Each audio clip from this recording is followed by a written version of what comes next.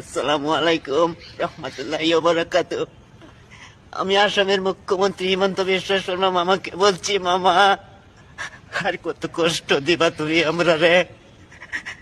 এই দেশে কুত্তারও শান্তি আছে, যে আমরা শান্তি নাই। আজকে আমরা মুসলমান দেখে আমরা রে অত ঘৃণা অত অবহেলা তুমি করো। কত কষ্ট হয় না তুমি আমরা রে দিতেছ। আমার বাবা এই বুড়া বয়স কষ্ট করে ছোট্ট একটা ঘর বানাইছে। এই ঘরটা তুমি ভাঙ্গা দেওয়ার লাগে জিসিবি লইয়া প্রস্তুত হয়ে গেছো মামা। আর কত ভাঙবা মামা? দুইবার ভাঙ্গিয়া দিছ মামা। কিচ্ছুই নাই, আমরা লাশ ছোট্ট একটা তিরফালের ঘর। এই ঘরটা ভাঙ্গা দিও না মামা। ছোট ছোট পোলা বানাচ্ছে, ওরারে লই আমরা কই যামু?